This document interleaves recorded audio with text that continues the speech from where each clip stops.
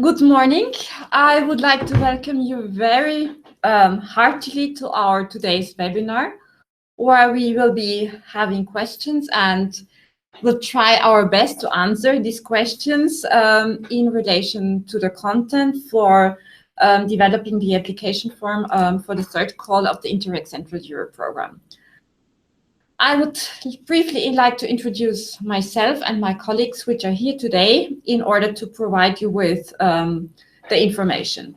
So my name is Monika Schöner-Gligrasser. I'm the head of the Evaluation and Monitoring Unit. And beside me, there is sitting my colleague, Mr. Christoph Ebermann, who is my deputy and the project manager. And in addition, we have also my colleague, Claudia Pampel, here with us today.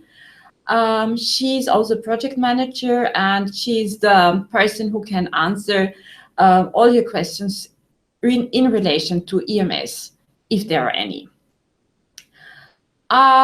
We have asked you, or we have offered the possibility to submit already questions beforehand to this webinar, and we have received quite some. But also during the course of this webinar, there is the possibility to pose your questions online. We kindly would ask you to use the online function of this online tool, or if in case you face problems with the online function, you're also there's also the possibility to send an email to our info address with your questions. We will also record this webinar like we did for all the other webinars which are available on the different topics, like on the specific objectives, like the project development, budget, EMS, and you will find it available in our YouTube channel, most likely as from tomorrow. Yeah, I think we can go into medias res and start with the questions which we have received beforehand. So in case there is anything you would like to ask, or if you would like to have additional information, please also do not hesitate just to type in online if there is further need for clarification. The first question was concerning project duration. When can we expect the feedback concerning project approval at the latest? At the moment, we have planned a project duration from 1st January 2019 until end of December 2021. Is it possible to start with 1st January 2019? So, as for the approval date, we cannot be at the moment 100% specific, because this will of course depend also on the number of applications which we will be receiving.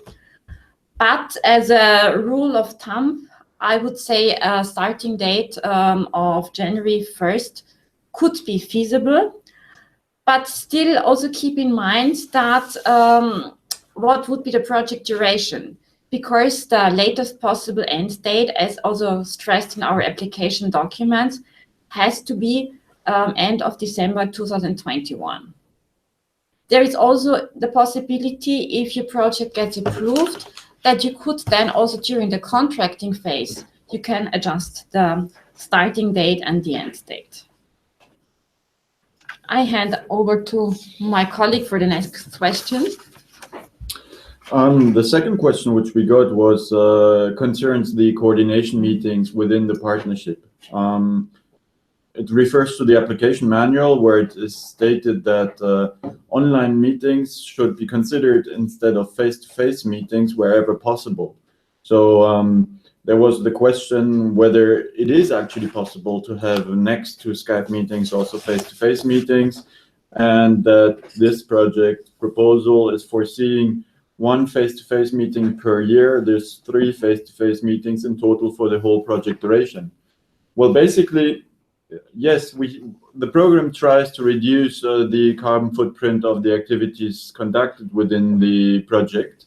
However, what is important is to consider that there is the necessity of having a close coordination between the lead partner and the partners. So at different points of time, there will be the necessity of having coordination meetings, either lead partner with the entire partnership, or bilaterally, which can be done via Skype. Nevertheless, experience shows, and this is also what we are foreseeing, and are saying that this is recommended to have one physical face-to-face meeting at least per reporting period, meaning once every 6 months the partnership should get together to have working groups running, or to have at least the project steering group ongoing, where the project decisions can be made and taken, and where the decisions can be made whether the project is going in the right direction. Okay, let's move from the meetings to an administrative question. It was concerning the submission and the contracting documents, and the question is the following. Is it correct that the lead partner declaration and project partner declarations have to be uploaded in EMS in the submission, and the subsidy contract as well as partnership agreement have to be signed after approval? Yes, this is exactly correct. So when you submit your application in EMS, you have to upload scanned copies of the signed lead partner declaration and all the project partner declarations in EMS in the annex.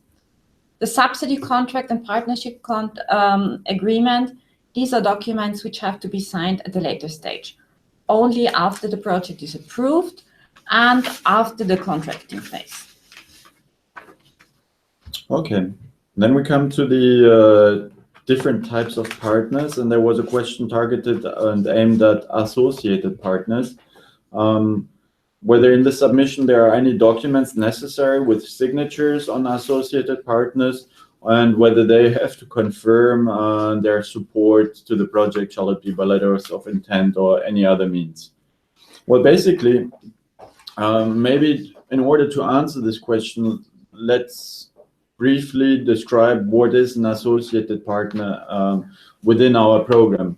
An associated partner is a partner which is a main stakeholder which is interested in the project results, and which can be a multiplier for the results, or for the mainstreaming, or for the transferring of the results. So an institution not being a financing partner in the project, but in an institution associated to the project which wants to be involved. The typology of an associated partner is an opportunity offered by the program. It's not a must to have an associated partner, since anyway, stakeholder involvement and the involvement of target groups in the project is something which is considered very important and is to be foreseen throughout the work plan, whether you do this with an associated partner or whether you do it in the frame of a stakeholder involvement process as any way to be described in the work plan. This is up to you. So this is an opportunity, but is to be kept in mind that if you include associated partners in the project, then you have to have a financing partner which is taking over the costs of this associated partner, for example, for the participation in meetings. If you increase the number of associated partners and have a very large number of associated partners in a project, this can, of course, lead to a situation where, from a financial side, your project budget would look for the travel costs rather inflated if you always have a big bunch of people going from meeting to meeting. So it can be considered whether the stakeholder involvement and the target group involvement wouldn't make much more sense if it's conducted, for example, in the respective territories or only at key moments of the project. But it's an opportunity which the program offers to work with associated partners, but it's not mandatory. If you consider to include an associated partner in the project, please note that there is no necessity of providing a letter of intent or any other declaration for associated partners.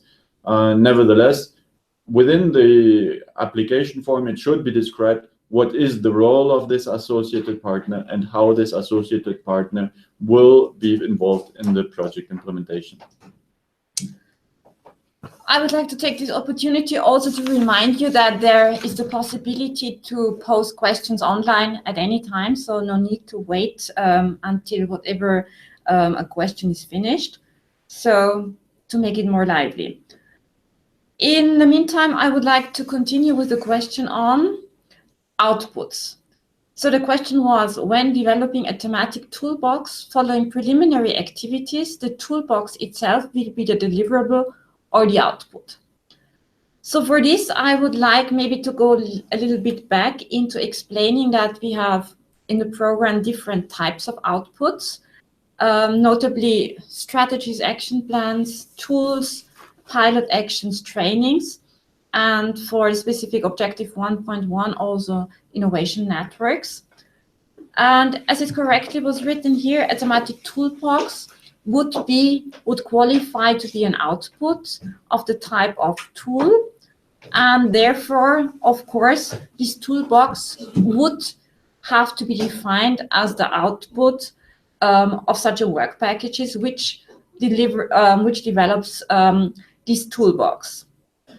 An output is meant to be the main outcome of a work package. But in order to describe the process of the development, there have to be several deliverables, which means documents which can be delivered to the program describing what has been done, how the process of development has been continued, and what have been the preliminary results. And in this sense, it means that even if the toolbox is defined as the output as such, there has to be a corresponding deliverable which provides all the information on the specific toolbox. So just to say it in short, even if it is an output, there has to be also, in addition, a deliverable defined which reflects the final stage of this output development. During reporting, the output will be just reported as in the form of a fact sheet, an output fact sheet, which summarizes the information on what is the purpose of this output, what are the main features, how is it used, etc. But all the more detailed documentation has to be included in a separate deliverable. If we stay within the work plan, we also received another very precise question on the pilot actions. And the question goes, in case of the implementation of pilot actions, in total 11 pilot actions, the pilot actions with the related reports, should they be listed as 11 separate deliverables or as one deliverable with a target number of 11? I think what is here really important to consider is the transparency of the work plan. Usually a pilot action stretches over a certain time, let's say half a year, 9 months of implementation. Each pilot action should be slightly different than the other. It should not be the repetition of 11 times the same things in 11 territories. Just also to consider that the number of 11 pilot actions is rather ambitious. Usually the range is a bit lower, but if the project is involving so many territories, there is no problem if for implementing the activities and testing them in that case in 11 territories. What is important to consider is that in terms of transparency of the work plan, if the information is provided just in one deliverable, it will not be possible to describe what the pilot action is about, which activities are foreseen within, let's say, this half a year or 9 months, and to describe what are the differences between these 11 pilot actions. Therefore, it is, I would say, very difficult and not advisable to have the description of 11 pilot actions in one deliverable. It's rather the other way around, that at least one deliverable per pilot action should be foreseen, or even more. It could even be one activity per pilot action if the pilot action foresees a lot of different elements Like, for example, if it would include some pilot investments which need to be prepared, to be set up, or when, for example, the stakeholder involvement is to be shown also within the pilot actions, then you could end up with a series of deliverables which are all contributing to one and the same pilot action. So that's for the deliverables. Maybe just to stress and not to confuse it, and this is linked to what Monica was just presenting before, with the outputs. So the deliverables, you should provide all the details. For the output, which is the main outcome of the project, there it doesn't matter whether you have one output line with a quantification of 11 and where you provide in the output description the 11 different pilot actions, or whether you are having 11 different output lines, each with the quantification 1, in that case, if you are going for 11 pilot actions. So, but in the work plan, in the activities and deliverables, you need more details and more specifications. Okay, so we stay with the outputs, because there was the next question also dealing with ownership and I think consequently also sustainability of outputs. The question was actually the following. When developing a web-based platform, are we right that the platform itself should be owned by the whole partnership, but technically located at one of the partners' server? So I think it's very good that this question already addresses that there has to be an ownership of this platform as a main output which is developed. But ownership, of course, it's very hard that the whole partnership owns this server. So I think what is important that the ownership remains with the partner who has purchased this output. So in this sense, this web-based platform, so this server. But of course, what is important besides this ownership, so more or less to say the technical ownership, is that it is of a benefit for the whole partnership. So this means that also other partners, they can make use of it.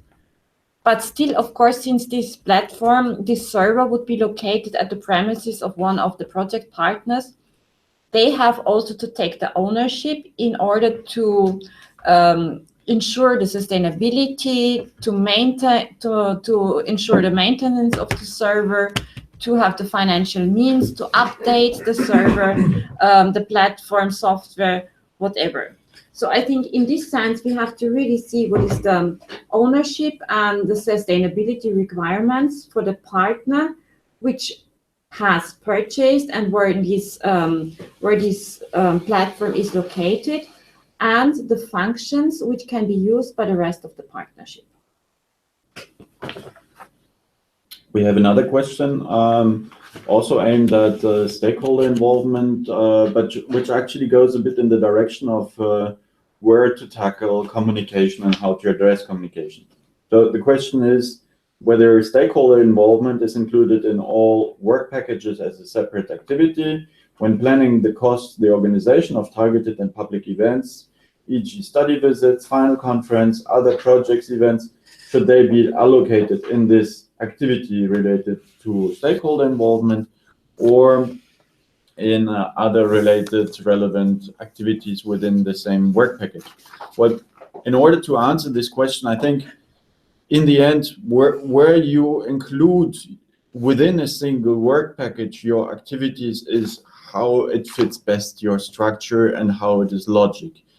In the end, it is up to the overall application and to the proposal to demonstrate that the work plan is logic, that it's transparent, that it's clear in which direction it goes.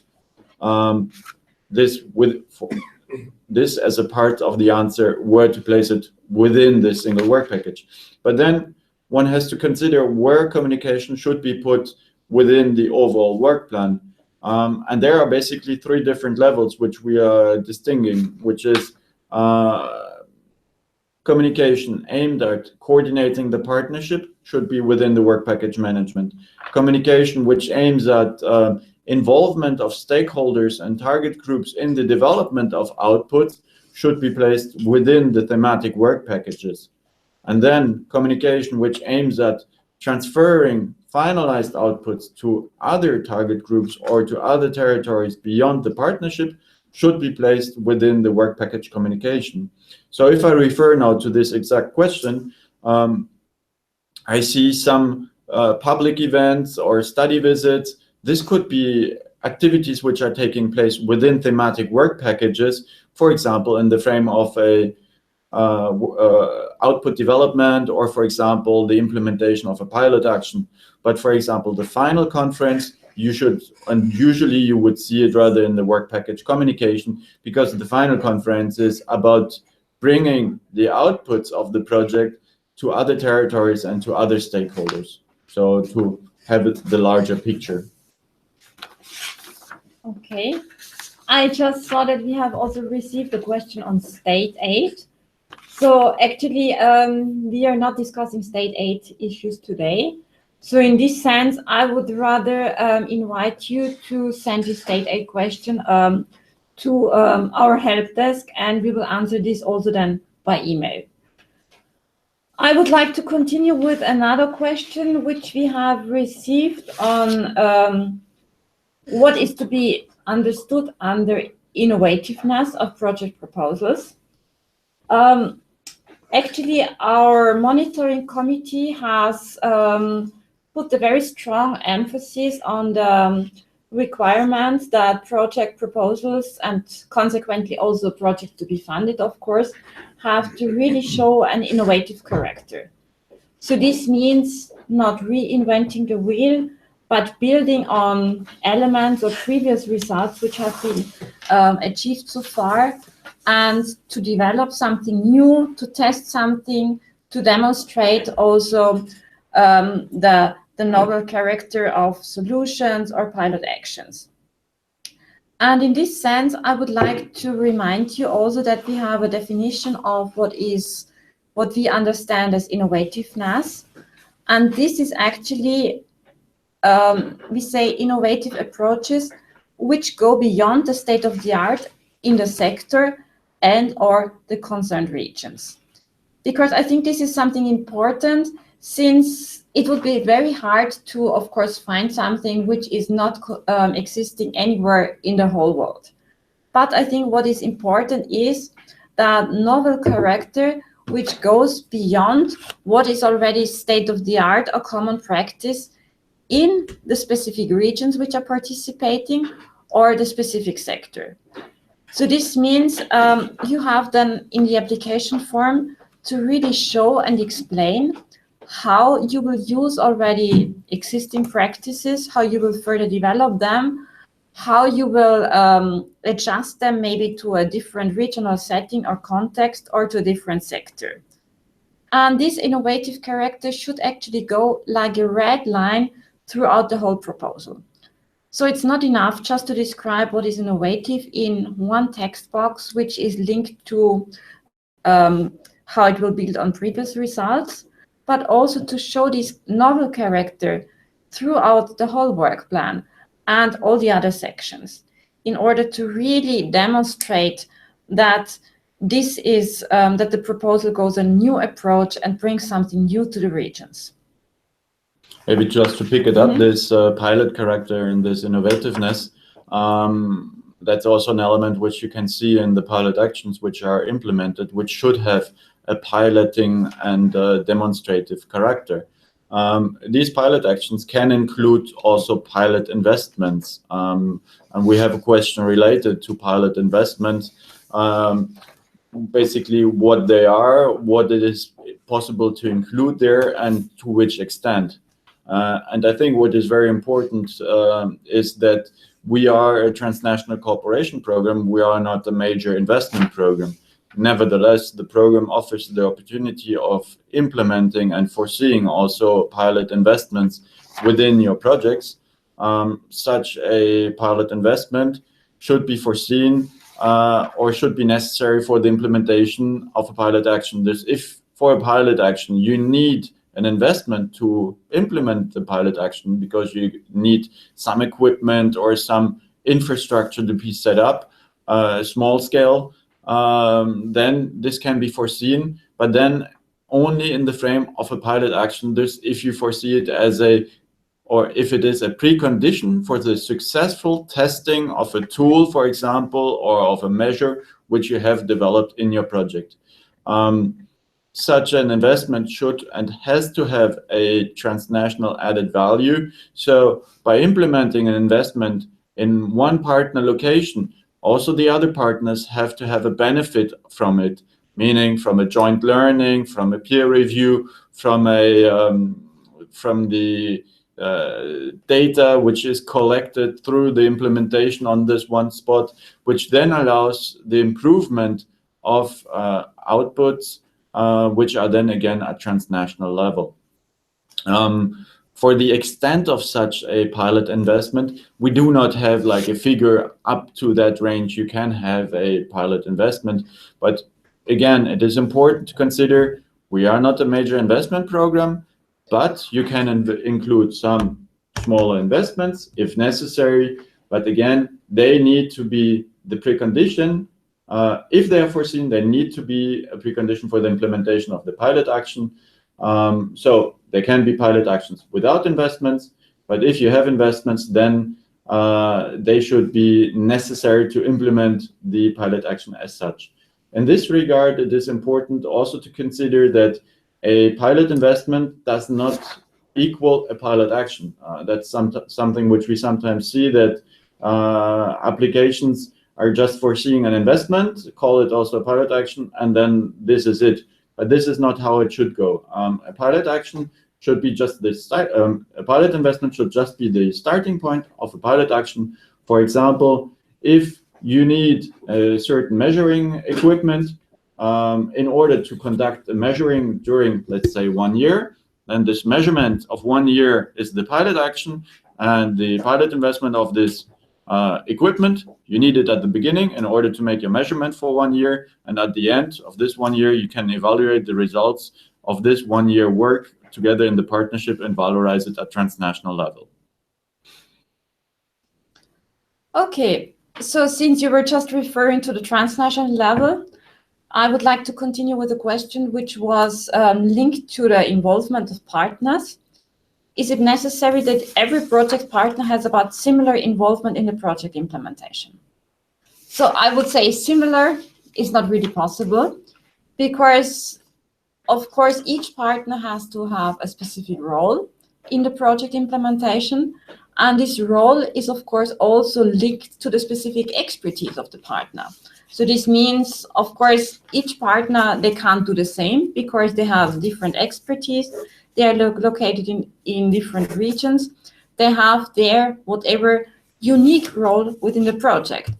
But of course, these roles, they have to be complementary to each other. So this means they have to be closely linked. And since we are a transnational cooperation program, also the roles of the partners, it should of course also reflect the transnational cooperation approach. And this has to be very visible, both from the work plan, but then also be reflected in the partner budgets. And even if we say there can't be a similar involvement, of course it has to be strived for that there has to be some sort also of balanced distribution of tasks between partners. Because it cannot be that, I don't know, maybe the lead partner, one project partner, they do the majority of the work, and other partners, they're just there with tiny little tasks and acting more as observers or whatever. So what really counts is that the partnership really reflects the different types of complementary types of expertise and also capacity, and to implement also the solutions which have been developed. And as I was saying before, also each of the partners, they have to bring really an added value to the project. And we, I think, stressed also many times, also in other webinars, that it's not the more the better. So it doesn't really make sense to involve, I don't know how many partners just in order to have a very huge partnership. But really each of the partners, they have to be a well-defined role in order to reach the project objectives, and has to clearly cooperate with the other partners in order to develop the outputs and to achieve the project objectives which have been defined. This maybe, I think, leads very well to another question which we have, which is like, under which conditions can institutions from outside of the program area participate as partners, but being located outside of the Central Europe area? Well, basically, this is possible in duly justified cases. So what do we understand by duly justified is that either this partner brings in knowledge to Central Europe, which is not available elsewhere in Central Europe, or it brings in expertise to the Central Europe area, which is not available in Central Europe, or that really the added value of this partner needs to be very clear and clearly described in the application. So it's not sufficient if such a partner is included and just to say that this is a very noticeable and very experienced partner. You need also to describe what added value this partner brings in to the project, but also to Central Europe in case you have a partner from outside of the program area. And to make sure that this is easily understandable, because that's something what we are looking into and which is being assessed, whether partners from outside of the Central Europe area really bring in added value to the program area. In this regard, please note that there is also from financial side the 20% rule, meaning that you cannot include that the limitation of the ERDF attributed to partners from outside of the Central Europe area is limited to a maximum of 20% at project level. Okay, since we were discussing about the partnership, there was also one question. Can one institution be involved as project partner in more than one project proposal in the same call? What if we are already a partner in an approved project? So overall, in our program, there is no limitation of for an institution to participate in more than one either project proposal or approved project and additional applications. But what is important is that this partner has, of course, the necessary capacity, both in terms of human resources, in terms of financial and administrative capacity, because we see also in some cases that project partners which maybe do not have the sufficient capacity, they face afterwards, in case they are partners in approved projects, they face really capacity problems, which lead in the worst case also to the fact that they have to withdraw from projects because of such type of whatever financial troubles. And in this respect, we also advise always very much to the lead partners already during the application stage to check and to consult with the whole partnership. So this means with all partners already during the submission of the application, whether these partners, they really have the capacity, and if they are involved in other proposals, which could later on then maybe cause some problems also for the whole partnership. In this sense, I don't know if you are acting in a capacity as a lead partner, please also bear this in mind and check and discuss this issue of sufficient capacity also with your project partners which are participating in the application. Maybe coming back from the partnership to the stakeholder involvement, where we have another question.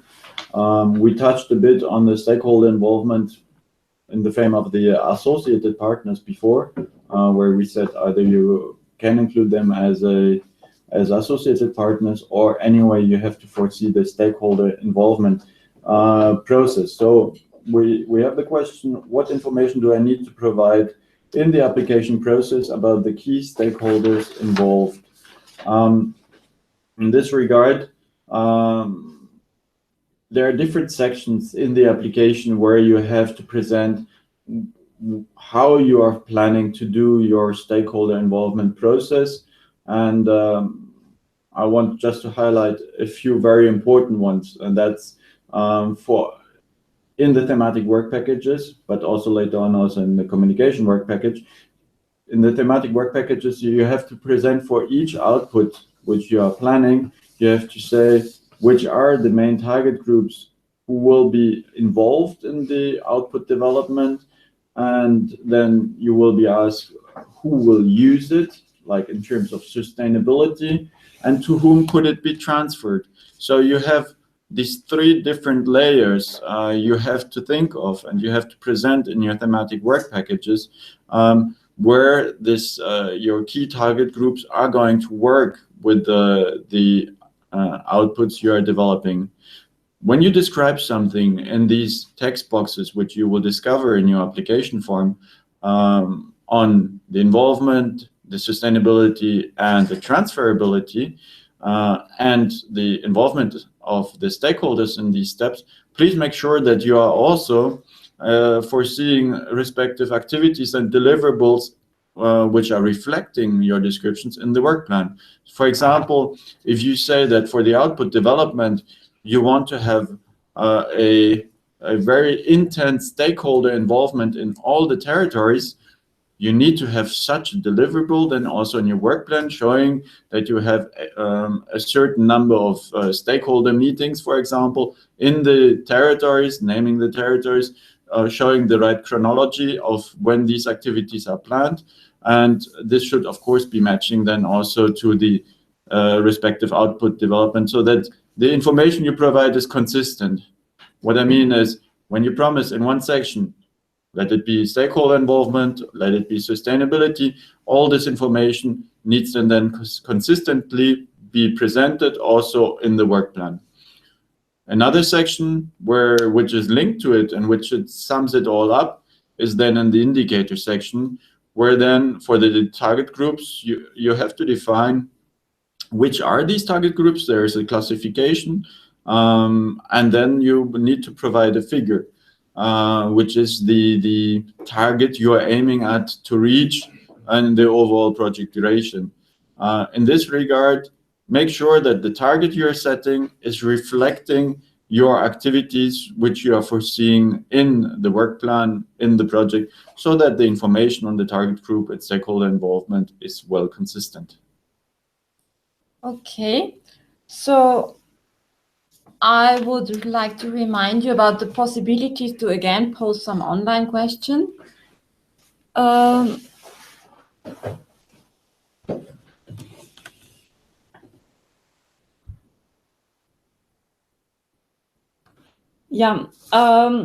Actually, we have gone through all the questions which we have received so far. So in case you have some more, this is the last chance now to ask additional questions during this webinar. So please use the online function.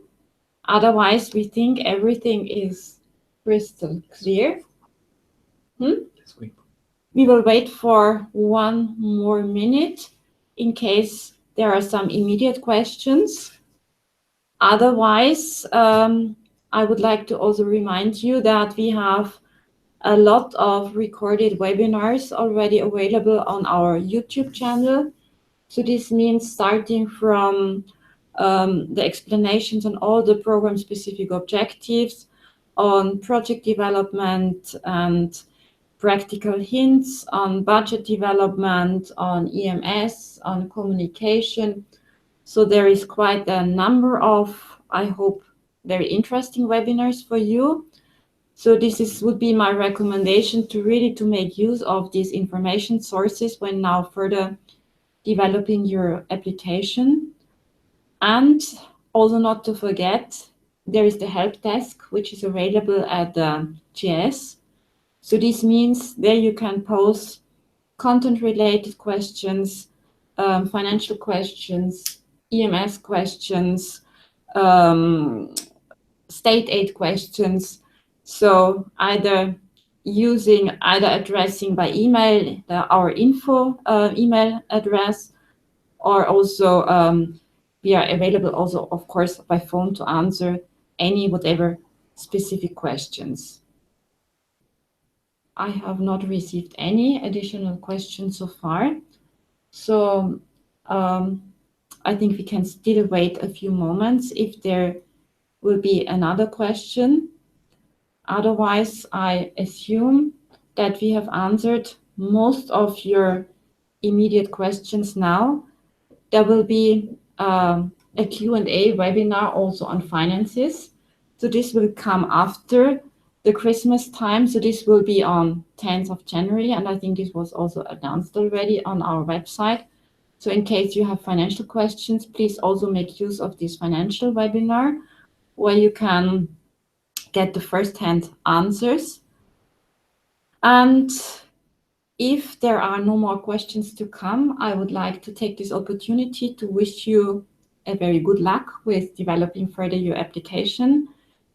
We are looking forward to receiving many good applications by the 25th of January, which is the deadline of our third call. And in the meanwhile, I would like to take also this opportunity to wish you all a very Merry Christmas, a good Christmas break, peaceful holidays, and all the very best for the new year of 2018.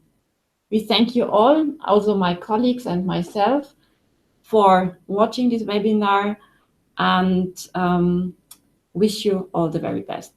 Thank you very much and goodbye. Thank you. Bye-bye.